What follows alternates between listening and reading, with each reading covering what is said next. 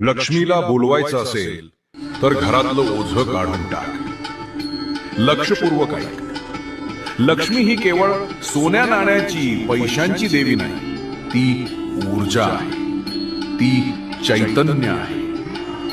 लक्ष्मी तिथेच येते जिथं घाण नाही. बाळा, तू म्हणतेस रोज पूजा करते, पण लक्ष्मी घडी येत नाही.